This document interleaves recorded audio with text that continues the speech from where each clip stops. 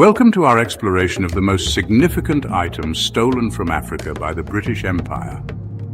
These artifacts, natural resources, and cultural treasures were taken during the colonial period and remain a subject of intense debate. For centuries, Africa has been a cradle of diverse cultures, rich history, and invaluable resources. During colonialism, the British Empire extracted a heavy toll on the continent. From bustling cities to remote villages, treasures of immense value were taken, leaving a void that echoes through generations. Our journey begins in the ancient kingdom of Benin, present-day Nigeria. Here, artisans crafted exquisite bronze sculptures and plaques depicting their history, royalty, and customs. In 1897, a British expedition laid siege to Benin City, ransacking the palace and seizing thousands of bronzes. These artifacts, integral to Benin's identity, were dispersed globally, ending up in museums and private collections. High in the Ethiopian highlands lies the fortress of Magdala, once the stronghold of Emperor 𝒄𝙁𝒂𝙁𝒂 II. In 1868, a British force stormed the fortress, looting its treasures. Among the stolen items were crowns, manuscripts, and sacred tabots, leaving a scar on Ethiopia's cultural heritage. These artifacts, embodying Ethiopian history and faith, were scattered globally. The Ashanti Empire in present-day Ghana was renowned for its gold work. At its heart lay the golden stool, embodying the soul of the Ashanti nation. The British, driven by greed, engaged in the Anglo-Ashanti Wars, looting gold artifacts. They even tried to seize the sacred golden stool, symbol of Ashanti sovereignty. Rising from the heart of southern Africa, the ruins of Great Zimbabwe stand as a testament to the Shona people's achievements. Among the ruins, 8 enigmatic soapstone birds stood as silent guardians representing spiritual beliefs and ancestral connections. During the colonial era, these birds were removed and scattered across the globe. They ended up in museums and private collections far from their homeland. In the Ethiopian Orthodox Church, tabots hold a sacred place, representing the Ark of the Covenant. During the Battle of Magdala in 1868, British forces looted these sacred tabots. The removal caused immense pain and outrage within Ethiopia. It struck at the heart of their religious beliefs. The Khoisan people of southern Africa have long faced exploitation and discrimination. European anthropologists sought Khoisan remains for studies and displays. These remains, often acquired unethically, were treated as specimens. They were stripped of their humanity and cultural significance. Deep in the heart of Nigeria, the Nok culture flourished between 500 BC and 200 AD, leaving behind an astonishing legacy of terracotta sculptures. These figures showcase the artistic ingenuity of this ancient civilization. However, as European interest in African art grew, so did the demand for Nok terracotta sculptures. Many artifacts were unearthed through uncontrolled excavations or illicit trade, ending up in private collections and museums across Europe and America. In 1898, as the British Empire pushed its railway through Tsavo, Kenya, 2 male lions terrorized the construction workers.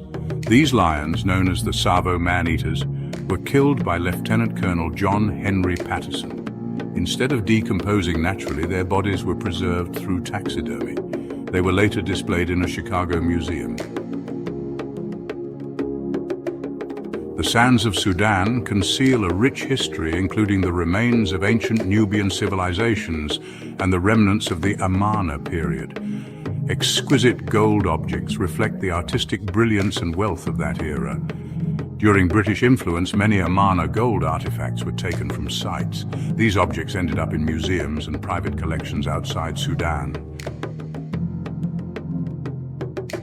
In the fertile highlands of Kenya, the Kikuyu people thrived for generations. During British colonial rule, their land was confiscated and given to European settlers, displacing countless Kikuyu families. This land grab disrupted their traditional way of life, creating lasting economic and social inequalities. The Bamoon kingdom in present-day Cameroon was known for its rich artistic traditions and powerful rulers. Central to their regalia was the Bamoon throne, symbolizing the king's authority. During the colonial era, the Bamoon throne was taken and ended up in a French museum. The Rosetta Stone, discovered in Egypt in 1799, held the key to deciphering ancient Egyptian hieroglyphs. With Napoleon's defeat, the Rosetta Stone fell into British hands and was transported to London. It remains in the British Museum, sparking debates about cultural ownership and repatriation. Along the Nile River Valley in present-day Sudan lie the remnants of ancient Nubian civilizations. British expeditions removed numerous artifacts from pottery and jewelry to funerary goods, which ended up in museums and private collections across Europe and North America. This has impacted Sudan's ability to preserve and study its own history. For the Igbo people of southeastern Nigeria, Alusi figures hold deep spiritual significance. During British colonialism, many Igbo Alusi figures were removed from their shrines. Seen as pagan idols by missionaries, they were confiscated or destroyed. This suppression aimed to impose Christianity. Ethiopia boasts a treasure trove of illuminated manuscripts, preserving its unique cultural and religious identity. During the looting of Magdala in 1868, many Ethiopian manuscripts were stolen. These manuscripts ended up in libraries, museums, and private collections in Europe and North America. This has hindered Ethiopian scholars from accessing their history. For the people of Bechuanaland, now Botswana, cattle represented wealth and social status and a way of life. During the British colonial era, their herds were decimated by a policy of confiscation. This left the people of Bechuanaland struggling to rebuild their lives and livelihoods. The Congo Basin, home to forest elephants, has long been a source of ivory. In the late 19th century, European and American markets fueled unsustainable ivory demand. Belgian colonial rule in the Congo Free State saw horrific atrocities for ivory. The Maasai, semi-nomadic pastoralists, have roamed East Africa's savannas for centuries. During British colonial rule, their lands were targeted for European settlement and resource extraction. This displacement devastated the Maasai, undermining their livelihoods and eroding their cultural practices. The Oba of Benin, revered leader of the Edo people, held immense power and prestige. During the 1897 British expedition, the royal palace was looted and the Oba's regalia seized. These objects were dispersed across museums and private collections, stripping the Benin monarchy of its authority. The discovery of gold in the Witwatersrand region of South Africa in 1886 triggered a gold rush that transformed the region. British mining companies profited immensely from the Witwatersrand gold. African miners, subjected to dangerous conditions and low wages, bore the brunt of exploitation. In the foothills of Mount Kilimanjaro, a unique gemstone, tanzanite, was discovered in 1967. The Tanzanian government nationalized the tanzanite mines to control mining and export of this valuable resource. This led to smuggling and illicit trade, depriving the country of much-needed revenue. For centuries, the aroma of frankincense, a fragrant resin from the Horn of Africa, has wafted through religious ceremonies and perfumed homes. Somalia became a major producer of this valuable commodity. During the colonial era, European control led to exploitation. British trading companies established monopolies, profiting handsomely from the trade, while Somali harvesters received a pittance for their labor. Beneath the waves off Algeria, vibrant coral reefs teem with life, providing habitat for marine species. In the 19th century, European demand for coral led to intensive harvesting in Algerian waters. Often using destructive methods, this unsustainable practice depleted coral populations. This impacted marine biodiversity and the livelihoods of local communities. Sierra Leone, known for its lush landscapes, became synonymous with blood diamonds during its brutal civil war. Diamond mines fueled the conflict, with rebels vying for control of this trade. Diamonds from war-torn regions flooded the market, funding arms and enriching warlords.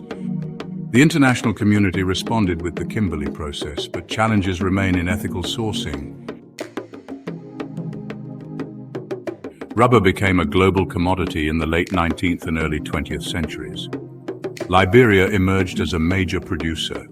The rubber boom in Liberia was marred by exploitation and abuses. Firestone established vast plantations, often relying on forced labor.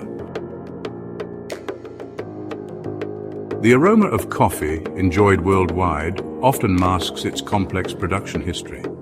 Introduced by British colonists in the early 20th century, coffee became a major cash crop in Uganda. The coffee industry's growth in Uganda was tied to colonial policies favoring European planters. Small-scale Ugandan farmers faced challenges accessing land, credit, and fair market prices. Madagascar, an island nation renowned for its unique biodiversity, also boasts a long history of silk production. Malagasy silk, known for its quality and luster, was prized for centuries. During the colonial era, Malagasy's silk production and trade came under French control. These items represent a fraction of the wealth taken from Africa during British colonial rule. Discussions about their return gain momentum, with calls for restitution growing louder globally. Their return is about righting historical wrongs and restoring what was unjustly taken. Thank you for watching. Let's support the rightful return of these treasures. Don't forget to subscribe to our YouTube channel, Africarized, for more insightful content.